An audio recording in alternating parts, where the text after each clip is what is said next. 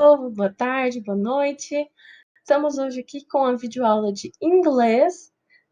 Eu vou começar corrigindo alguns exercícios e retomando alguns conceitos, tudo bem? Porque no dia que nós fizemos esses exercícios, quase ninguém foi. Então, peço aí que atentem-se bem, ok? Peguem a apostila, lápis, caneta, borracha, caderno, para a gente poder começar a aula de hoje. Então, temos aí o módulo 2, que é Friendship Matter. Nós fizemos aí uma revisãozona sobre o presente simples e o presente contínuo. Todo mundo já aprendeu e é só uma revisão, né? Porque revisão nunca é demais. Então aí, o presente simples ele sempre vai ser utilizado para expressar uma verdade universal, ações habituais, situações e fatos reais, assim como gostos, sentimentos, opiniões e desejos. E o presente contínuo ele é utilizado para a situação que está em progresso, que a partir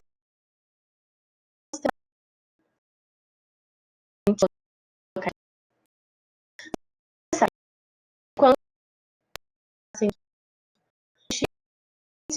não é ou é. Então, atentem as regras, anotem no caderno se possível, ok? Desculpa, gente. E vamos lá. E também temos a estrutura desse verbo, certo? Desse tempo verbal. A forma afirmativa, sujeito, verbo sem o to e complemento. Então, she likes to watch TV. Ok? She likes to watch TV. Meu verbo principal é o like, então likes. Forma negativa. She doesn't like to watch TV. E interrogativa. Does she like to watch TV? Tudo isso vocês já aprenderam. E atentem-se bem que quando a gente usa a forma negativa e interrogativa, o verbo não vai levar mais S, nem ES, nem IS. Por quê? Vai ter o nosso auxiliar, o does. Então, o does, ele vai sugar o S para ele. Então, o nosso verbo não precisa mais. Tranquilo até aqui? E o presente contínuo aí, ele é utilizado para falar sobre ações que estão em progresso. Em português, ele é semelhante ao nosso presente progressivo, ou presente contínuo mesmo. Tem os mesmos sentidos, também utiliza-se de alguns advérbios para falar sobre as questões. Por exemplo, she is watching TV now. Então, agora vai significar qual momento que ela está assistindo a TV. Não simplesmente she is watching TV. Ok? Não só ela está assistindo televisão, mas sim quando? Agora. At this moment, right now, at the present. E também temos regras, como tudo, né? Na língua portuguesa, na língua inglesa, tem regras. Para fazer o presente contínuo, nós temos 3 regras básicas fáceis. A primeira é quando o verbo principal terminar em E, ou seja, na vogal e for antecedido por consoante, ou seja, tem uma consoante antes dele, você vai tirar a vogal, ou seja, tira o E e coloca o ING. Por exemplo, dance vira dancing, take, taking, e assim por diante. Uma exceção é o verbo to be. Quando você tem o verbo to be, se você tira o E e coloca apenas o ING, fica o Bing. Aquele buscador, tipo Google, Bing. Então, been sempre tem que ter o E, beleza? E o 2, quando o verbo terminar em IE, troca essas duas terminações por Y. Então, eu vou tirar o IE e vou colocar um Y. Após isso, eu coloco o ING. Então, o verbo die, morrer. Dying. Verbo lie, mentir. Lying. Tira o IE, coloca Y e ING. Terceira regra aí. Quando o verbo é monossílabo ou dissílabo, ou seja, você faz a separação silábica dele e tem 2 sílabas ou uma só. Lembrem-se que separação silábica do inglês é diferente do português. E vai seguir um padrão. Consoante, vogal, duplica-se a última consoante. Então, por exemplo, to swim, swimming, travel, traveling, cut, cutting. Tudo bem? Então, você dobra aí essa última consoante e coloca o ing. Porém, há exceções. A exceção 1 é quando a última consoante for Y ou X. Se for Y ou X, você não dobra. Você só acrescenta o ing. Por exemplo, snow, snowing. Fix, fixing. Você não dobra o X ou o W. E a exceção 2 é se a sílaba for tônica, ou seja, se for uma sílaba forte, você também não dobra a letra final. A consoante vogal, você só acrescenta o ING. Professora, o que é tônico? É a sílaba forte. Por exemplo, open. Não é open, open. Ou, sílaba tônica. And, sílaba átona. Então, open, opening. Happen, happen, happening. Beleza? Sílaba tônica aí é a primeira. Então, não dobra. A partir disso, também temos a estrutura, forma afirmativa, negativa e interrogativa. She is doing the laundry. Ela está lavando roupa. Ou melhor, she is doing her homework. Ela está fazendo a lição de casa. Sujeito, verbo to be, verbo principal com ing e complemento. Por que eu preciso do verbo to be? Porque é a nossa partícula do está. Então, ela está fazendo a lição de casa. Então, o verbo to be precisa estar aí. She is not doing her homework. Ela não está fazendo a lição de casa. E por último, am I doing my homework? Eu estou fazendo a minha lição de casa? Então, lembre-se aí, interrogativa, o verbo vem antes do sujeito. A partir de tudo isso, eu vou corrigir alguns exercícios, né, que a gente começou em sala. Esse é o primeiro, do Snoopy, né, que a gente estava falando sobre amizade e tal. E você considera, eu respondi, gente, de modo pessoal. Então, se vocês quiserem aí dar uma adaptada, tudo bem. Então, por exemplo, você considera que é importante ter amigos? Por que sim ou por que não? Eu considero importante por ter amigos, porque ninguém pode viver sem amigos, tudo bem? Ou, I consider it's important to have friends. I think nobody can live without them. Ou, without friends. Do you have a best friend? If yes, what is her or his name? Yes, I do. Eu tenho, só que eu não coloquei o nome. His or her name is... Tananana. E que tipo de atividades você geralmente faz com seus amigos? We chat on the web, go to parties, to the mall, to the movies, and we travel together on our vacations, etc. Né? Temos aí o reading, que nós tínhamos começado a ler esse texto, se eu não me engano, em sala. Aí temos aí o texto para vocês lerem, good times and bad times, bons tempos e tempos ruins, o que faz, what does being a friend mean, o que significa ser um amigo. Vocês vão check the correct sentences according to the text. Então, sempre lembrem-se de ler o texto para poder conseguir escrever tudo. Então, aqui eu só vou passar, gente, porque é do modo, tudo bem? Aí, a 1, opa, desculpa, gente, a 3. Para você explicar a qual termo o sublinhado está se referindo dentro do texto.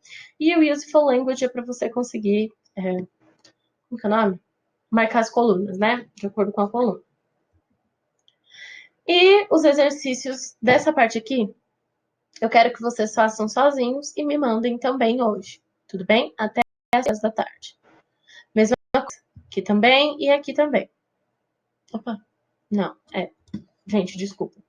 Só esse aqui que eu quero que vocês façam para casa e me mandem, tá? Essa parte de gramática, eu trouxe as respostas para vocês, que eu lembro que eu tinha pedido em sala para vocês fazerem. Então, aqui tá a resposta dos dois, esse e esse, ok? Que eram com a parte do simple present e do present continuous. É só a correção zona, gente. Então, e a lição de casa do módulo, eu não lembro se eu tinha pedido ou não. Então, peço que vocês aí... Então, a lição de casa do módulo, eu não lembro se eu tinha pedido ou não. Então, peço que vocês façam e me entreguem uma foto até o dia 10, às 18 horas também. Depois disso, não aceito mais. Quem quiser já fazer, já me entregar, mais fácil. Então, hoje a gente vai começar com uma parte nova, que é Urban Culture, que a gente vai trabalhar com pronome pessoal e pronome referência, ok? Que também são conhecidos como os possessive adjectives.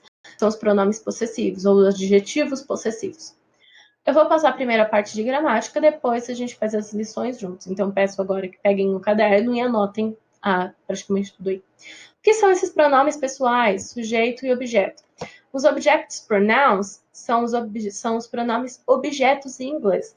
E eles vão constituir um tipo de pronome pessoal que funciona como objeto do verbo ou da preposição em uma oração, tudo bem? Objeto, lembrem-se aí, é o que completa o sentido do verbo. Então, pode ser objeto direto ou objeto indireto. E os pronomes objetos são utilizados para substituir nomes, então ele vai ter duas funções. Ele pode ser objeto direto ou indireto, e ele também é substituto para nomes de pessoas, animais ou coisas. Tem função de objeto direto ou indireto na frase. Tudo bem? Então aí, até aqui tranquilo, né? Quais são esses pronomes e quais as funções que eles desempenham? Temos o subject pronoun, que também estava ali, né? Ó, personal pronoun, subject and object. Subject pronoun é o pronome sujeito. Então, é eu, tu, ele, ela, pronome neutro, nós, vós e eles. São os pronomes que podem desempenhar função de sujeito na oração. Object pronoun são os pronomes que desempenham função de objeto na oração, que também temos alguns em português. Por exemplo, dá-me isto. Tudo bem? Give me, give me. Ou I'll give you, eu te darei, eu lhe darei, eu darei a você. I'll give this to her, eu darei isso a ela. Tá vendo? Então, conforme a gente tem uma preposição, sem preposição vai desempenhar essa função de objeto. Ou, por exemplo, you and I, ok? You and I, que é quando a gente vai usar a música do One Direction, né? You and I. Depois eu quero que vocês descubram se tem algo errado nessa música. Ou me, myself and I, aí tem vários tipos. E com isso, são os pronomes que vão desempenhar essa função de objeto. Então, serve para substituir um nome, para você não ficar repetitivo dentro do seu texto, ou até mesmo ser o próprio objeto do verbo. Lembre-se, preposicionado, objeto indireto. Sem preposição, objeto direto. Também temos aí os possessive adjectives, que são os adjetivos possessivos. Em português, a gente conhece como pronome possessivo. Só que temos aí os possessive adjectives, adjetivo possessivo. Meu, minha, seu, sua, dele, dela, que a gente já está acostumado a usar. Só que o possessive adjective aqui, ele só pode vir antes de substantivo. Ele não pode vir depois do substantivo. Por exemplo, this is my gloss. This is my lip gloss. Tudo bem? Então eu vou ter aí o meu possessive adjective. Ele vai estar antes da palavra lip gloss, que é um substantivo. Agora, por exemplo, se eu falo this lip gloss is mine, eu já mudei. Tá vendo? Muda também o tipo de possessivo. Então, possessive adjectives sempre antes de substantivo, nunca depois. E aí, alguns exemplos, quando a gente usa o nosso amigo object pronoun. They bought her a new bike. Eles compraram para ela uma nova bicicleta. Tá vendo esse? Her, eles compraram uma bicicleta nova para ela. We are studying for it. Nós estamos estudando para isso. She's calling him. Ela está telefonando para ele. Tudo bem? Então, aqui é para a gente conseguir substituir vários termos também e dar mais sentido para a oração, ao mesmo tempo não ficar algo repetitivo. E exemplos aqui desempenhando como função de objeto direto ou objeto indireto. Primeira parte tem a frase inteira. We are playing with the kids. Ok? Nós estamos brincando com as crianças. Temos we are playing with them. Nós estamos brincando com eles. Tá vendo? Esse eles não vai ser um pronome mais. É um objeto direto, porque vai completar um objeto indireto, porque está completando o sentido do meu verbo. They are teaching Bob how to play the piano. Estão ensinando ao Bob como tocar piano. They are teaching him. Eles estão ensinando. Eles o estão ensinando, né? A tocar piano. When will she visit my sister and I? Quando ela vem visitar minha irmã e eu? Ou when will she visit us? Quando ela vai nos visitar? Sempre, gente, prestem atenção, principalmente aqui, ó, quando nós temos, em português essa dica, tá? O nos. Por quê? A gente às vezes esquece de colocar o acento do nós. Lembre-se que é diferente, então prestem sempre atenção também no acento. Aqui até aqui, tudo bem? Qualquer coisa, para o vídeo, manda pergunta para a professora na hora, ou comenta aqui embaixo sua dúvida, ou espera até o final do vídeo, anota a dúvida e depois entra em contato, beleza? E aqui, ó, prestem atenção. O object pronoun é utilizado para substituir nome de pessoas, animais ou coisas, e funcionam como objetos diretos ou indiretos, que são aqui os exemplos e o que eu já tinha falado antes também, só trazendo de novo essa ideia para que vocês percebam quanto isso é importante. Aqui são os exemplos do nosso querido amigo possessive adjective. My car is yellow. I told him your name. Primeiro ali, ó, my car. Tá vendo? My, depois tem um substantivo, então my car. I told him your name. Eu contei a ele o seu nome. Eu disse a ele o seu nome. She is selling her laptop. Meu sentido de posse aí, tá vendo? Sempre depois vai vir um substantivo. Os adjetivos possessivos acompanham um substantivo, formando uma frase nominal e indicam alguma posse ou propriedade. Tudo bem? A partir disso, eu quero que vocês façam todos os exercícios no módulo 3. Maioria interpretação de texto. A um ou outro só é sobre gramática. Vocês têm que me entregar hoje até as 18 horas também. Página 22 a 26. Aproveitem esse tempinho para ir fazendo as lições. Qualquer dúvida, voltem à explicação no vídeo, voltem nos slides. Essa tabelinha aqui vai ajudar bastante vocês. Tudo bem? Então, qualquer dúvida, gente, entre em contato aí. E não se esqueçam da lição de casa do módulo. Vocês também podem me entregar até o dia 10 às 18 horas.